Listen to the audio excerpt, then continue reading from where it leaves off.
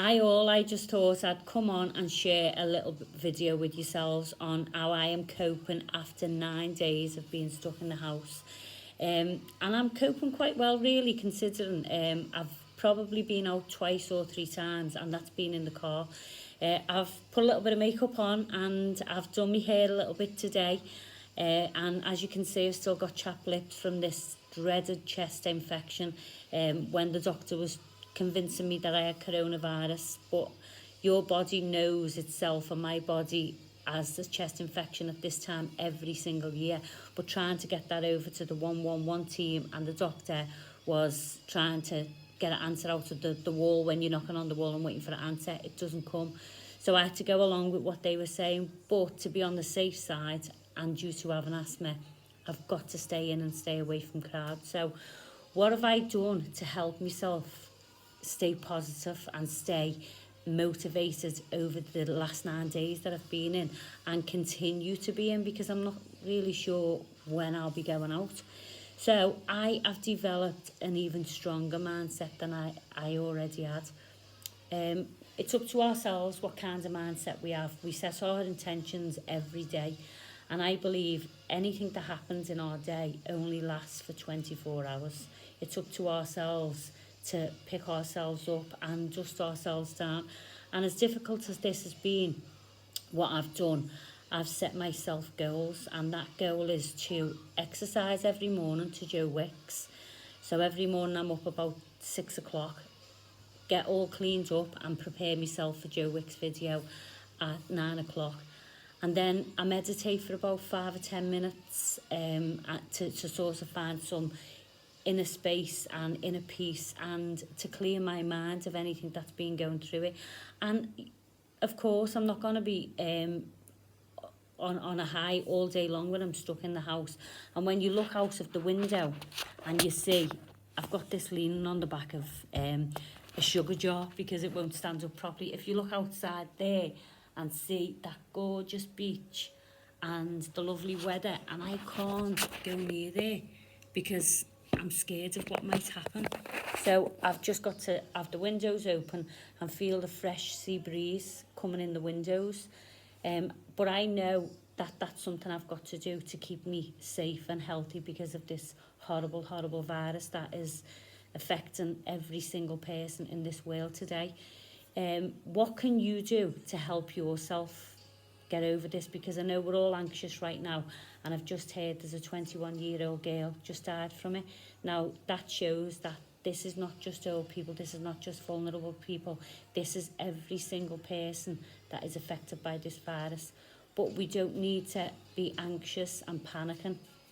There's things that we can put in place to avoid being put at risk. You know, staying in and staying out of crowds is really, really important. Try not to panic, and the only way you can do that is by developing a strong mind.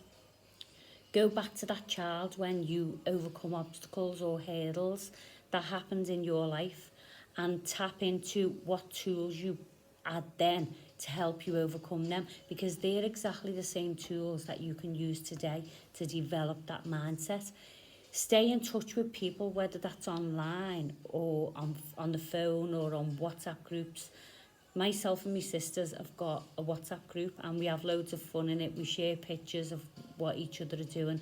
We share healthy meals, and we share little challenges with each other. So I am learning to cook at the grand old age of 52, and I have avoided this forever and ever, because I came from a family of 6 girls and was the second youngest. I didn't have to cook. And then I met Barry, who was just fantastic. Everything he makes is delicious. So he's finally getting a healthy meal cooked for him after 33 years. So find something that you want to challenge yourself to do.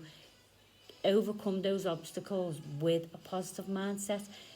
Set your intentions from the minute you get up. You know, get yourself in a positive environment. My living room now has become my training room, because I'm doing the Joe Wicks exercises from the living room. But it's quite a big living room, so I'm quite lucky. And all that space is helping me to clear my mind and to get the exercise that I need. Because normally, I live in an apartment, and it's got 2 flights of stairs, so I get that daily exercise every single day, and you know, walking around, but I'm literally not going outside the door. So 9 days stuck in the house is a long time, but I also know that I've got to do that. So if you know, you feel like you're getting fed up or you're getting bored, read a book that will help you. You know, you can download books online for quite, you know, you can get them quite cheap now. Read a book that will give you that positive influence that you need to motivate you to take the steps you need.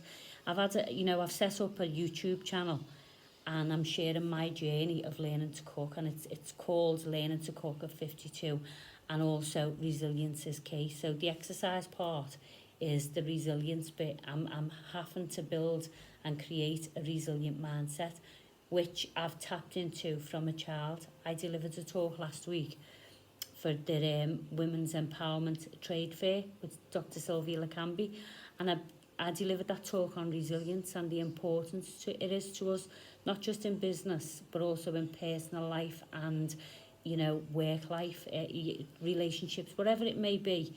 But it's important to have a resilient mindset. So look back at the things you've had to overcome, because we are all faced with challenges and obstacles in our lives. And what do we do to overcome those obstacles? Use those same tools that you've used as a child, and they will help you to get through this difficult time. And set yourself, as I say, set yourself the daily goals. Just one goal, even a day, is enough to keep you focused and motivated. I feel really great, even though I've been stuck in for 9 days, simply because I set my intention from day one. I knew that this was long haul for me, so I have got to do something positive. And because I am, and you know, I have to do what I teach.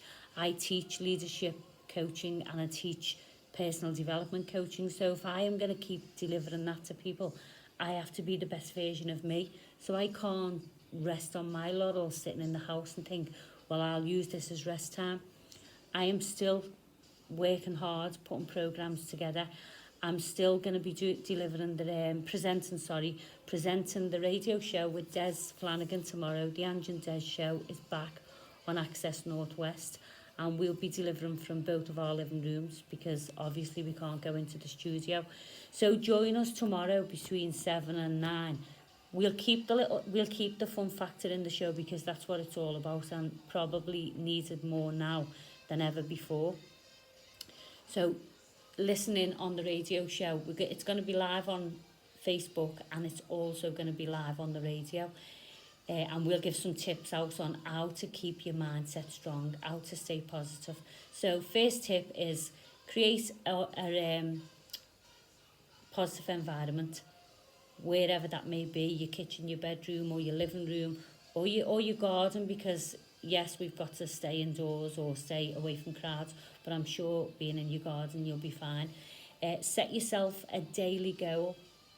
Even if you can only set one, at least you've got something to focus on, and stay positive. You know, as much as we can get negative thoughts, we can get positive thoughts. So flip the negatives into the positives and try and stay focused in the moment.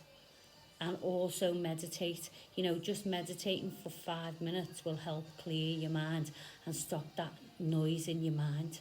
Stop that anxiety, stop that panic that we can have if we're not sure if, you know, if it's the unknown. It can affect how we think, how we act, and how we behave. So just take time out and meditate, giving yourself that little bit of space to think, and laugh, because as much as this has been difficult, I have laughed through learning how to cook. You know, I've shared the journey